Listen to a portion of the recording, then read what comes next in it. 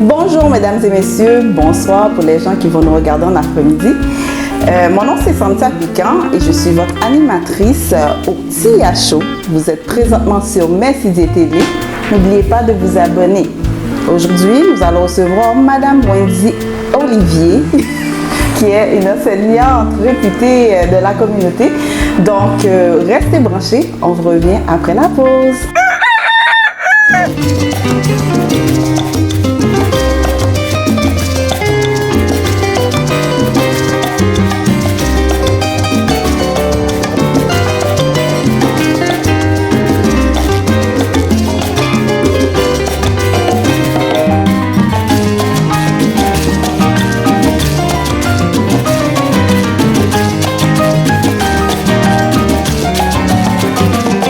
Bonjour Madame Olivier. Bonjour Madame Tia. C'est très apprécié d'avoir accepté notre invitation.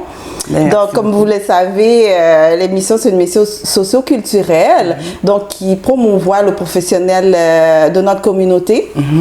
Donc, Madame Olivier, parlez-nous un peu de vous. Que voulez-vous savoir exactement? Donc, donne-nous un petit peu une brève présentation de qui vous êtes et puis bon, ça s'ensuit. Parfait. Alors, je m'appelle Wendy Olivier, j'ai 3 enfants, une de 12, une autre de 10 et un garçon de 9 ans. Donc, je suis mère monoparentale, je suis enseignante en adaptation scolaire et sociale. Donc, à travers mon expérience comme enseignante, j'ai travaillé avec différentes clientèles, de la déficience intellectuelle profonde, avec des élèves en difficulté d'apprentissage, dyslexie, dyspraxie. Donc, j'ai fait un peu le tour. Avant ça, j'étais à la STM. Donc, j'ai fait comme... j'étais proposée à l'entretien pendant plusieurs années.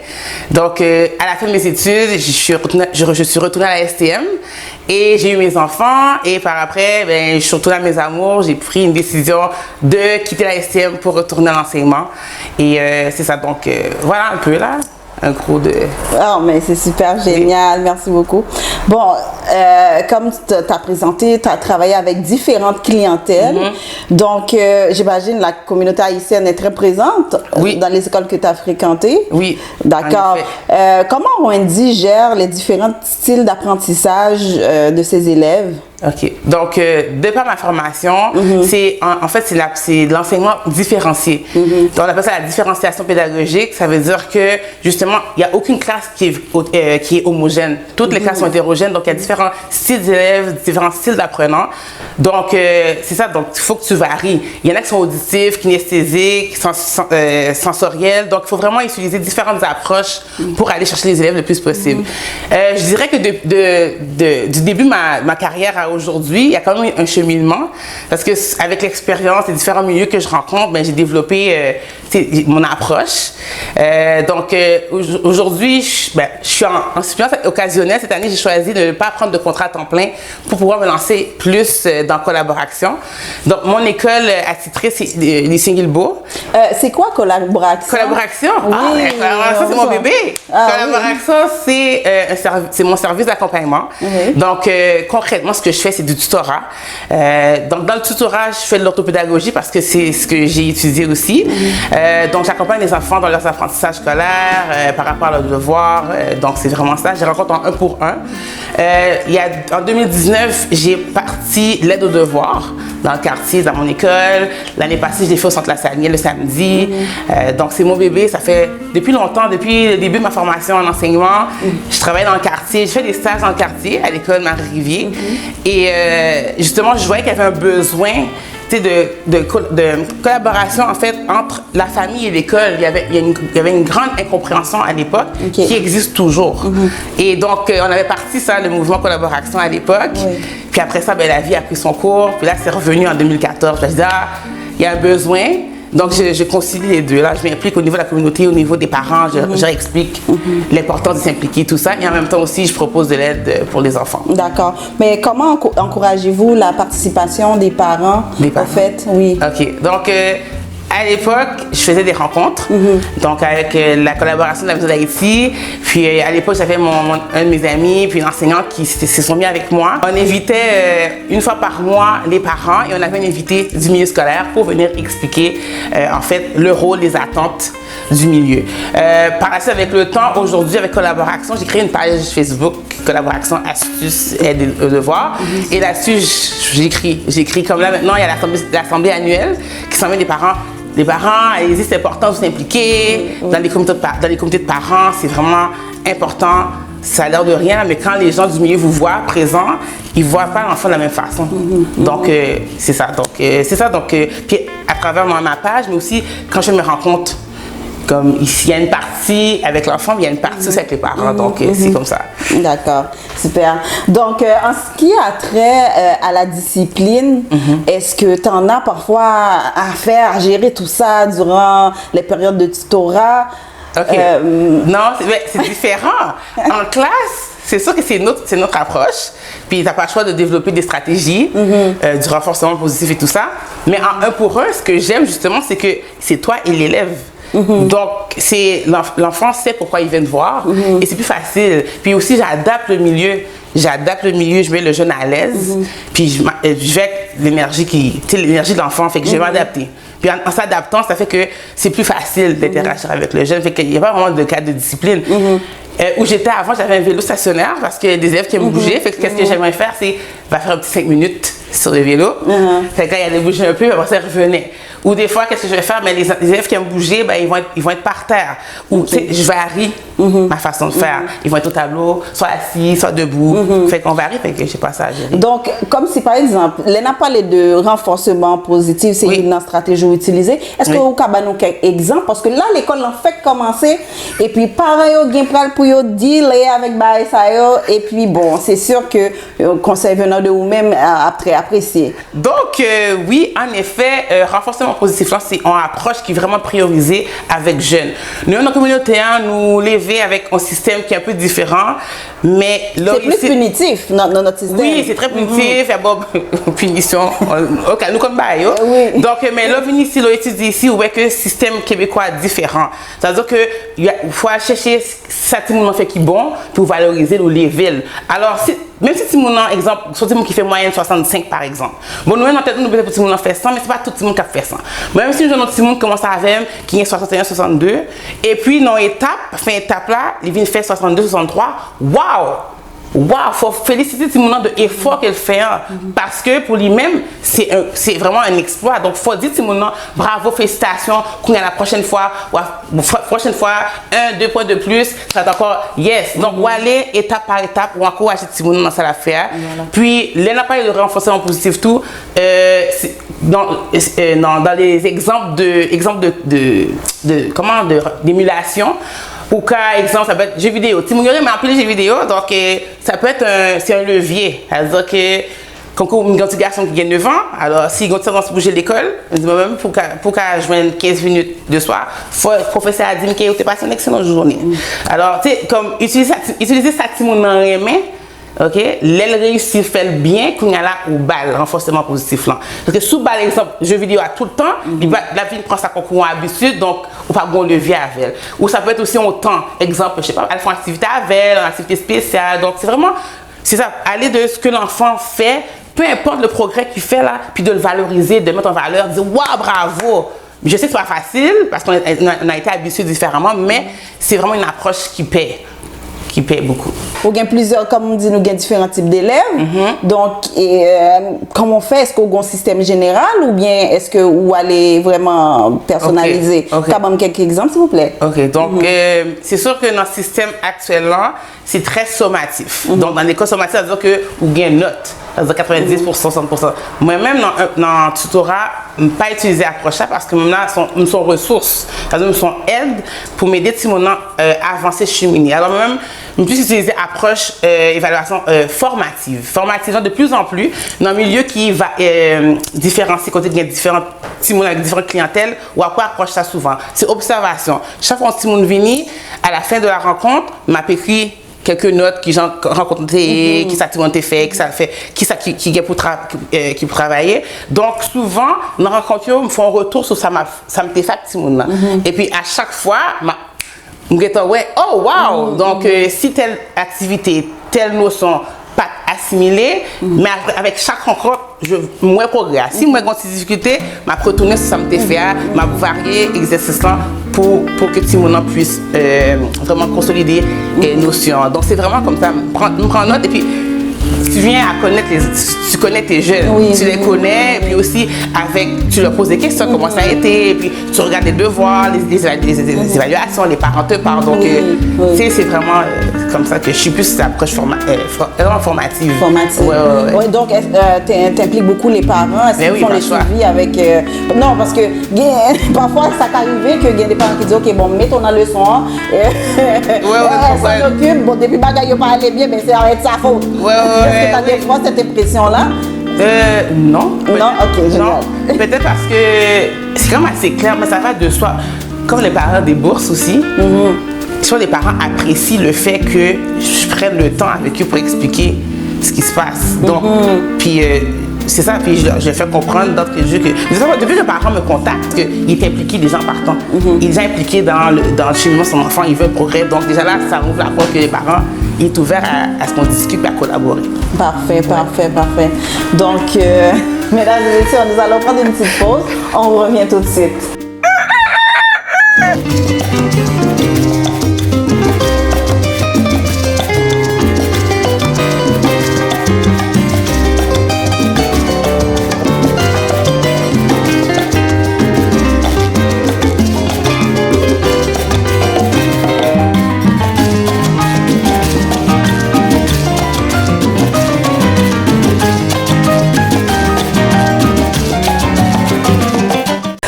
Bonjour mesdames et messieurs, nous sommes de retour sur Messidou Télé. Vous êtes au TIA Show.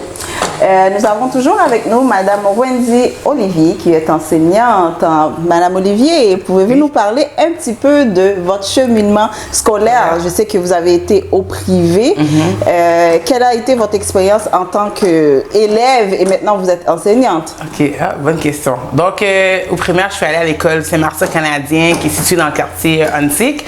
Par la suite, mes parents ont déménagé dans le quartier Saint-Michel et il y avait l'Institut Reine-Marie. Donc, ils m'ont inscrit là. Et première chose que je dois dire, c'est le choc culturel. Pour la première fois, je me retrouvais. Parce que c'était une école majoritairement avec beaucoup d'immigrants, beaucoup de filles d'origine haïtienne. Je suis comme, oh my god, les filles ont les mêmes cheveux que moi, parlent comme moi. Fait que c'est vraiment wow comme expérience. Puis à travers les années, c'est sûr que c'est proche de la maison. Puis c'était une petite école, donc on a créé des liens tissés serrés. Puis je dirais que les plus grands liens que j'ai d'amitié aujourd'hui, beaucoup partent du secondaire. J'ai vraiment aimé, il y avait encore des sœurs à l'époque. Il y avait des sœurs qui vivaient dans une partie de l'école, on n'avait pas accès, mais on avait des sœurs enseignantes. La directrice Reine-Marie était encore là, était sœur. Donc c'est vraiment bien, il y avait les valeurs chrétiennes et tout. Parce que j'ai vraiment aimé mon expérience. Donc... Voilà. Étant été élève d'une école privée, avez-vous eu des amis qui allaient au public? Tu as l'impression, mais c'est la même chose. Comment ça a été? Quelle est votre perception? Bon, j'ai quand même des milieux assez stricts. Ça veut dire que les amis, c'est limité à l'école, puis je revenais ici. Mais avec le temps, j'ai quand même croisé quelques filles qui allaient à l'Joseph Papineau, qui sont devenues ingénieures. En tout cas, peut-être qu'elles ont fait d'autres choses, mais qui sont devenues ingénieures, qui ont fait de quoi de leur vie, qui sont infirmières. Fait que ça ne veut rien dire. C'est sûr que plus jeune, j'ai peut-être compris ça arrivé au cégep. Parce que quand tu arrives au cégep, ben, tout le monde c'est public, là, à part si tu vas à Grasset ou Jean-Eudes. Mais sinon, c'est public. Donc tu te dis, ben, finalement, c'est personnel. Là, comme que tu ailles au public, au privé, ça va avec la personnalité de la personne. Si elle veut réussir à ça, ben, elle va arriver, peu importe. Là, il y a plusieurs chemins. Tous les chemins mènent à Rome, comme on dit. Donc, je pense pas que ça a vraiment un gros impact. C'est vraiment personnel, le choix du privé ou du public. Donc, ça veut dire son chemin non personnel lié, de défis ou apprendre relever dans la vie, de motivation personnelle. C'est pas seulement que dans l'école privée publique, donc tu vas lancer où qui pour faire en tant qu'élève, et avec support parent. Vous trouvez comme si support parent supposé plus important qu'ils ont pensé? Bonne question. C'est une bonne question, oui. Oui, en effet, mais c'est crucial. Je crois, je pense que présence parent, crucial dans le développement de Timoun. C'est sûr que nous, parents, nous vraiment sévères, mais là, on a une grande courant pour que ça ait été sévère avec nous. Tu comprends? Là, l'école, oui, on peut être des fois influençable. Donc, on a besoin de cette structure cadrante qui nous guide jusqu'à ce qu'on devienne assez mature. Souvent, les nouveaux arrivent dans ces cégep, qu'on a la longe en plus libre, et des fois, nous prend quelque chose, mais on se rend compte que finalement, tout encadrement, ça nous rejoint puis devant, il était une raison pour lui. Donc, oui, la présence des parents, présence parents vraiment importante à ce niveau-là. Puis, par rapport à la question d'avant, j'ai un gros ami, un garçon qui était voué à l'école privée. Lui-même, il fait des heures, juste il mettait le dehors. Wow. Aujourd'hui, il a réussi, mais à l'époque, il a réussi sa vie, il a fait dans la mécanique et tout ça, il gagne quand même bien sa vie. Mais il me disait, tu sais, il me dit, si j'étais en rébellion comme un parent, comme un voyage à l'école privée et tout ça. Mais quand je suis allée au public, il a réalisé, il a vu le gap. Il a quand même dit, il y avait un gap au niveau de l'apprentissage. Il a vu qu'il était plus avancé que les jeunes de l'école publique où il était allé. Fait qu'il peut y avoir aussi, selon notre expérience, des différences. C'est sûr qu'il y a des écoles privées qui sont comme plus rigides au niveau apprentissage scolaire, donc ça se peut que oui, à ce niveau-là, qu'il y ait une différence. Mais à la fin de la journée, que l'algèbre, ça ne connaisse pas, tu peux quand même réussir ta vie, tu comprends? C'est ça. Bien que Kounia, ou même au Gentimoun, est-ce que vous appliquez même méthode avec parents que qu'on applique au comprendre parce que par exemple méthode parents, méthode parents c'était différent. Oh my God. Est-ce qu'on continue à suivre? Je dirais que le fait d'avoir étudié en enseignement, puis on a des cours de psychologie, t'es éducatrice, tu sais, ça m'a permis de faire une introspection par rapport à mon vécu personnel parce que c'était important. Et de savoir qu'est-ce qui était bon, qu'est-ce qui n'est pas bon, c'est quoi les impacts positifs et moins positifs. Puis je me suis dit, on veut toujours faire différent de nos parents. Mais je me rends compte qu'il y a des choses qui étaient bonnes. Mais veux pas, quand tu as des enfants, il y a des choses que, finalement, tu te rends compte que tu es plus comme maman. Finalement, ma mère faisait ça aussi. Mais le fait que je suis en enseignement, je balance beaucoup. Tu sais, dans mon approche je suis comme je suis comme très stricte, mais je suis conciliante. Je sais que les enfants doivent faire des activités. Un moment donné, je suis comme besoin d'un break, le vendredi, comme on lâche le cahier, là. Mais l'école a recommencé, c'est comme, les vacances sont finies, guys. Fait que, oui, je suis stricte, mais j'essaie de l'être à la bonne place, de la bonne façon. Mais oui, des fois, il y a des habitudes de ma mère que je vois que j'ai, là. Mais c'est correct. Quand tu travaillais dans le milieu plus accru, comme on dit, là, comment tu faisais pour optimiser ta classe? Qu'est-ce que tu... Optimiser ma classe? Oui. OK. Tu sais, j'ai quand même eu beaucoup de contrats. Tu sais, mon cheminement en enseignement, j'ai quand même eu différents contrats. J'ai eu une classe... J'ai pas eu une classe pendant comme plusieurs années, la même classe. OK. Mais pour optimiser la classe, quand tu arrives dans une classe, un contrat, peu importe, c'est sûr qu'il faut que tu la mettes à ta sauce. OK? Donc, il faut que tu prennes le temps de saisir la place. Puis, tranquillement, ben, comment que je faisais? Moi, c'est ma personnalité. Je suis consciente que j'ai une personnalité quand même. Je suis wouhou! Ouais. I can be all over the place. Fait que je suis comme, je pense que je suis un peu le centre d'attraction. Fait que c'est par ma façon d'être. Quand j'arrive, hey, bonjour, mon accueil. Mon accueil du matin, ça va, bonjour. Ouais, moi, je suis très bonjour. Moi, tu peux entrer dans ma classe, tu dis bonjour, je comprends pas. Je dis, OK, tu peux ressortir. Qu'est-ce que j'ai fait? Ben, bonjour. Bonjour, madame. Fait que c'est plus, c'est comme ça que je suis. Puis, c'est comme ça que je suis là. En fait, c'est ma personne. Ma personne rayonne, puis il y a des valeurs qu'on m'a inculquées de base. Moi, le bonjour, s'il vous plaît, merci. Ben, peu importe que tu sois à la maternelle ou... L'éducation commence à la maison. Exactement, exactement. Donc, à partir de là, mais je crée le lien. Moi, je suis très lien. Parce que peu importe là où tu es, c'est le lien. Je me rappelle, parce que quand tu crées le lien, tu prends le temps de créer le lien avec les jeunes.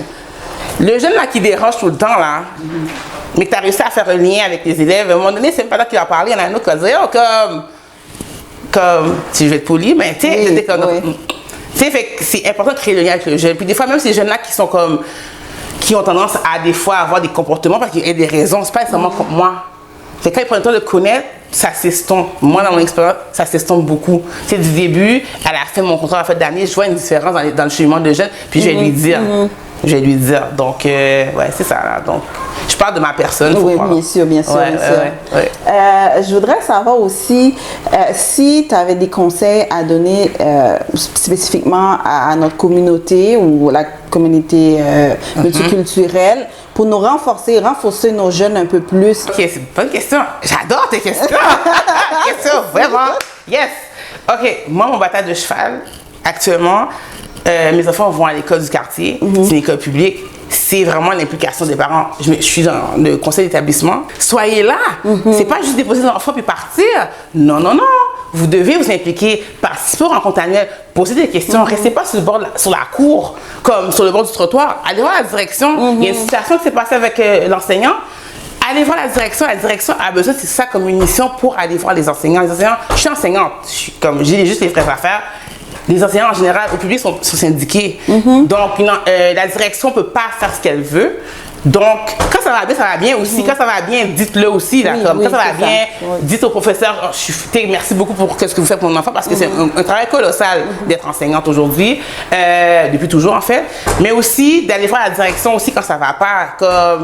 Puis on est quand même dans un milieu qui était défavorisé, on a quand même nos problématiques, donc c'est crucial que les parents s'impliquent, aller aux rencontres de parents, utiliser les moyens de communication, l'agenda. Si vous n'êtes pas capable de parler, trouvez quelqu'un dans votre entourage qui parle français, qui va aller dans les rencontres, poser des questions. C'est crucial parce que sinon, puis même dans l'approche avec l'enfant, quand le milieu, l'équipe voit que le parent est là, l'approche est différente. Fait que tu sais que le parent va te revenir là, comme comment ça se fait que tu es la faute à l'affaire.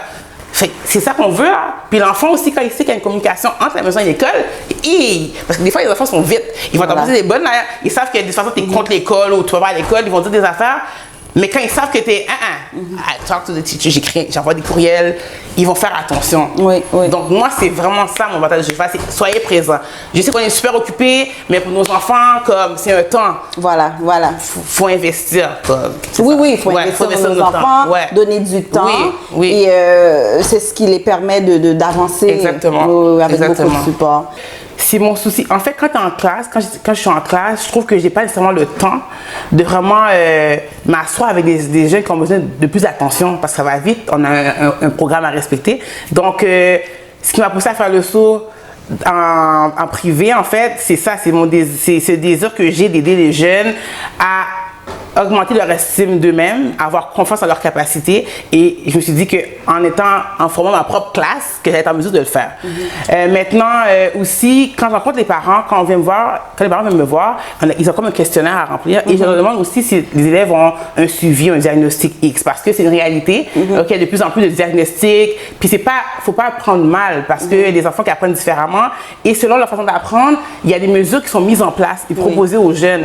Donc, j'aimerais dire à la communauté de ne pas voir ça de le voir de façon positive, le plan d'intervention. La seule chose que je vous dis, c'est que vous devez être présent. L'école doit vous mettre au courant qu'ils vont faire un plan d'intervention et vraiment, vous pouvez poser toutes les questions que vous voulez. Comment se fait-il que vous êtes rendu là? Quand on va élaborer, vous êtes tenu d'être présent aussi.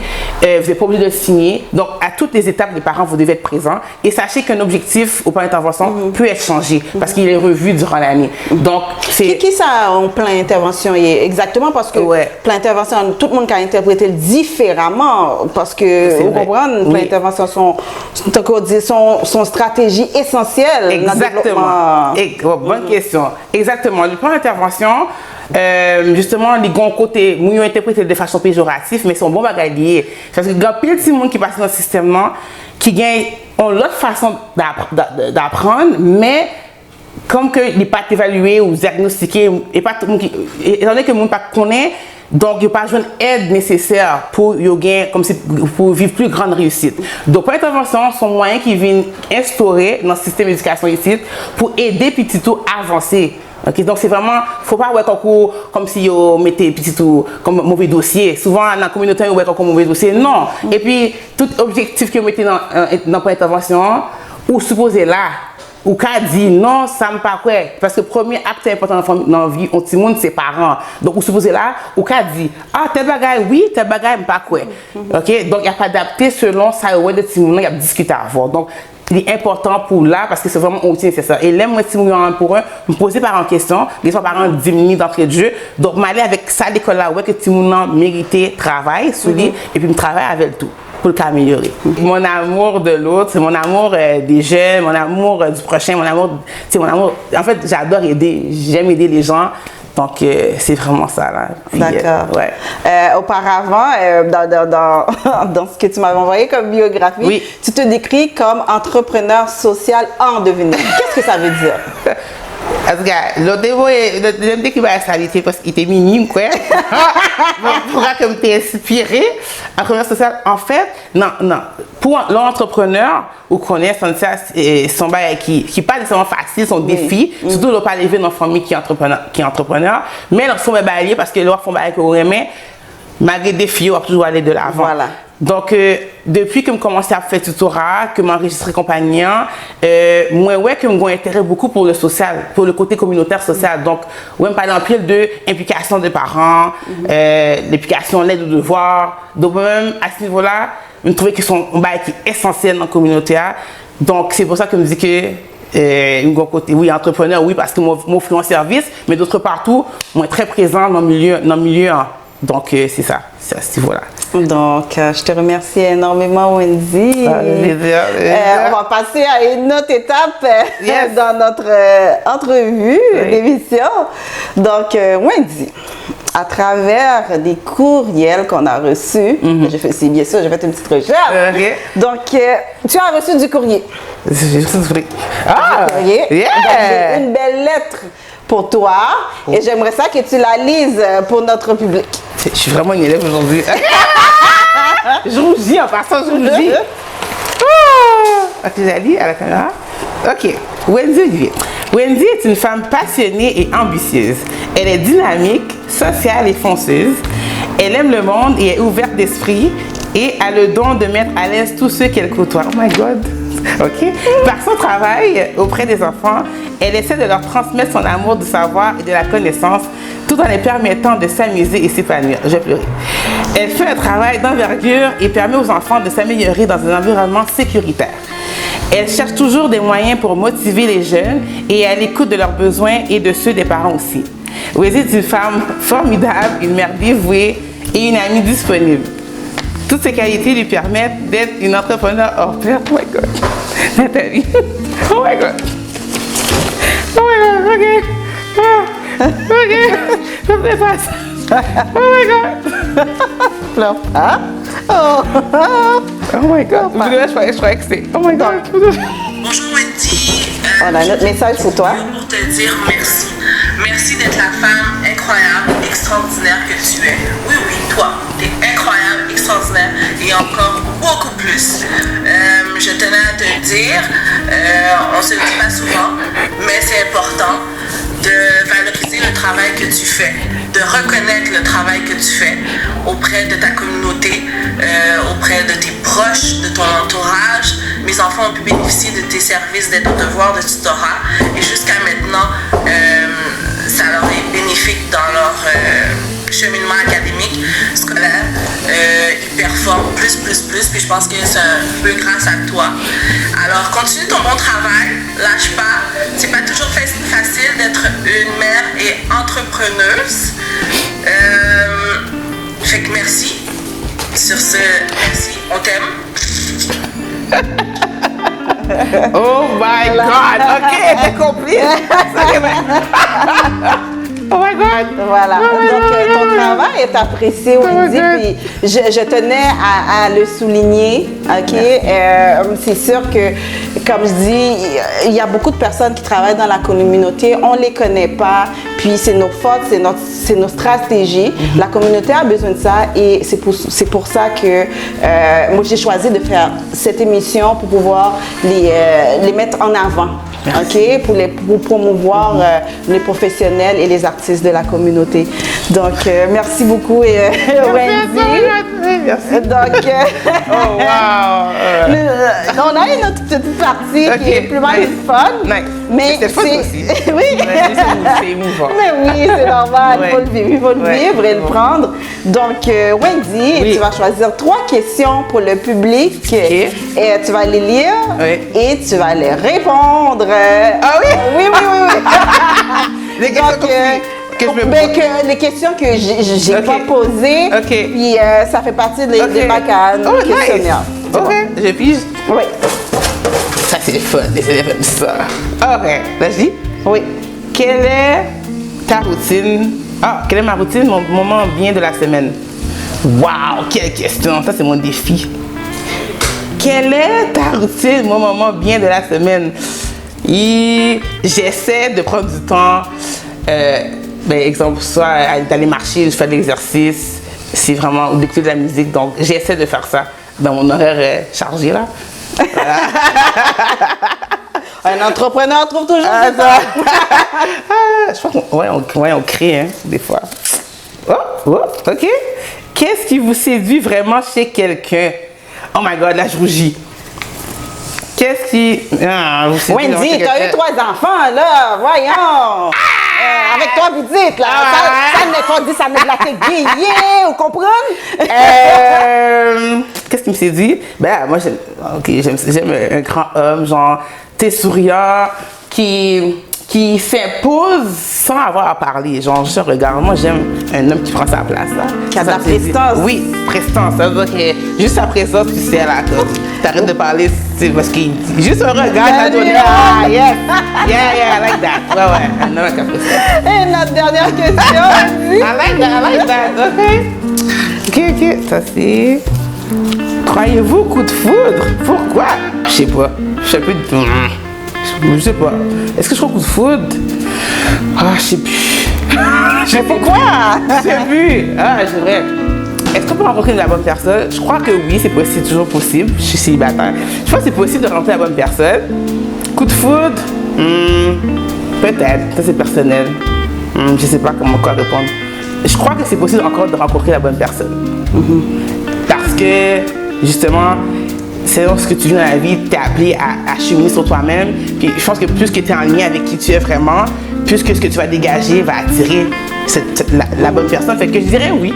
Ouais, c'est possible. Ouais, c'est bon. Donc, le message est lancé. Madame Olivier est disponible. C'est une entrepreneur. En tout cas, là, je suis du match.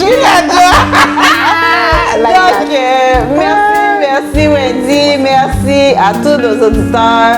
Restez branchés. Abonnez-vous. C'était Santia Piquant pour le Tia Show.